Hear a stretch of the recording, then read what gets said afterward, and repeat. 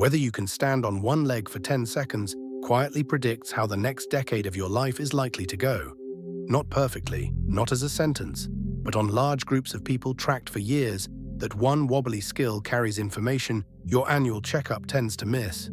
Here is the test, and it costs nothing. Stand on a firm floor, shoes on or bare feet, it makes little difference. Let your arms hang loose at your sides, keep your eyes open. Lift one foot off the ground, rest it lightly against the standing leg if you like, and hold. Count to 10, then switch and try the other side. For a healthy adult under 60, 10 seconds should feel almost boring. Easy. The interesting signal is when it is not. When the foot drops early, when the arms shoot out to save you, when the room seems to tilt and you reach for the wall. That is not clumsiness. That is the body telling you something measurable has thinned out underneath. And the size of that signal surprised even the researchers who measured it. In one careful study of adults past 50, the people who could not hold the stand were dying at a far higher rate in the years that followed than the people who could. That gap held even after the researchers adjusted for age, weight, and existing conditions.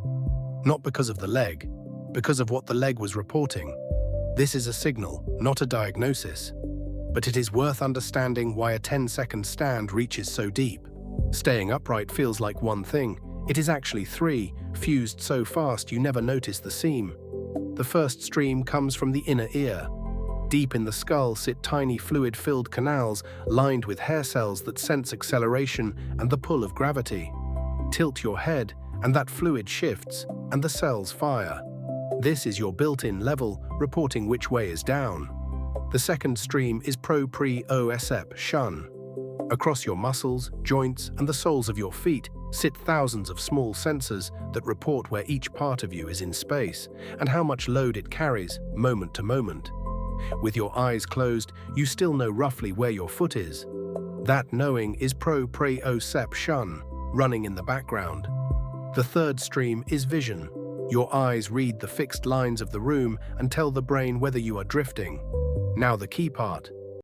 The brainstem and the cerebellum take all three streams, cross-check them, and correct dozens of muscles in fractions of a second to keep your center of mass over your base.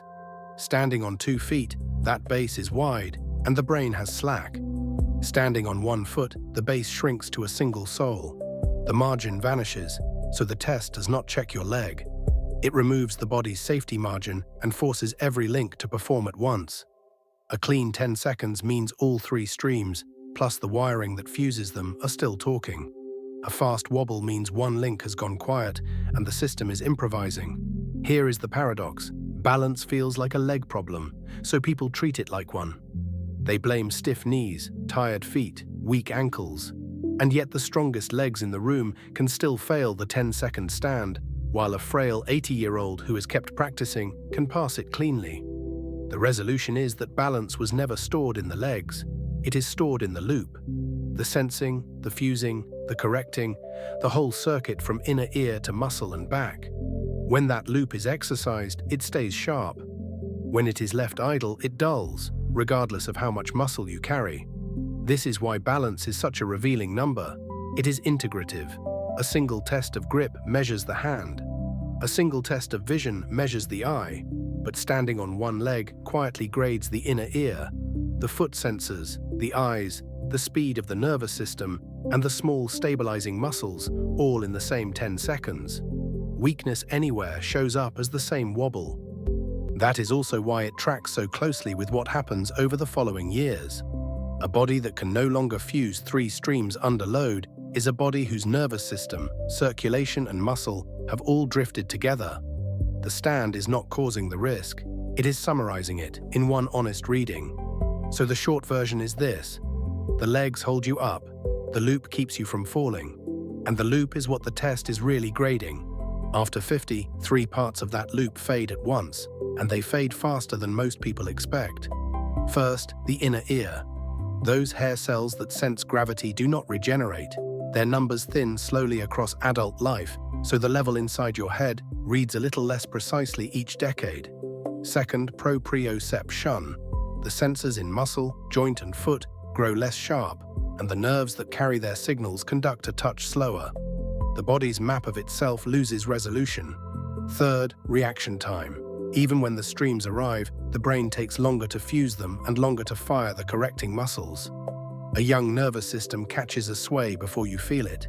An older one catches it a beat late, and a beat late is the difference between a recovery and a fall. Accent color, #E64A19. Stack those three and balance declines steeply, often faster than strength or endurance. That is the rule. Here is why it matters in plain terms. A fall after 70 is rarely just a bruise. It is one of the leading paths to losing the ability to live on your own, in your own home. The stand grades exactly the system that keeps that fall from happening. But the rule has an exception, and it is a large one. This loop is built from nervous tissue, and nervous tissue responds to practice at any age. Train the stand, and the wobble shrinks, even at 70. The decline is real. It is not fixed. The intervention is the test itself, repeated daily and made gradually harder. Start beside a kitchen counter or a sturdy chair, with one hand hovering near it, not gripping, just ready. Lift one foot and hold the stand. When 10 seconds feels easy, work toward 30. Then switch legs, because most people have a clearly weaker side, and the weaker side is the one that decides a real fall. Once 30 seconds feels steady, make it harder on purpose. Close your eyes, and you remove the vision stream, forcing the inner ear and foot sensors to carry the load alone. That single change is one of the fastest ways to wake the loop. Later, stand on a folded towel or a cushion so the floor itself feels uncertain, which sharpens the foot sensors further. Add slow head turns while you balance, and you challenge the inner ear directly. A few minutes, scattered through the day, is enough. Stand on one leg while the kettle boils. While you brush your teeth. The body folds the practice into hours you already spend standing. 2 honest cautions. Keep a wall or counter within arm's reach every time, especially with eyes closed. And if you feel real dizziness, true unsteadiness, or a genuine fear of falling, treat that as a reason to see a doctor, not to train harder alone. The timeline rewards you quickly. Within days, the wobble settles. Within weeks, the same stand that once felt impossible holds quietly on the very same floor. So what is the 10-second stand really showing? Set 2 things side by side. On one side, a verdict, a fixed outcome handed down. On the other, a predictor, a description of odds read off many people over many years. The stand is firmly the second kind. It tells you which way the wind is blowing for a group like yours, not exactly where you, one person, will land. Plenty of people who wobble today go on to live long, full lives. The number is information, it is not a fate, and keep its limits in view. One stand on one morning is a rough gauge, not a clinical exam.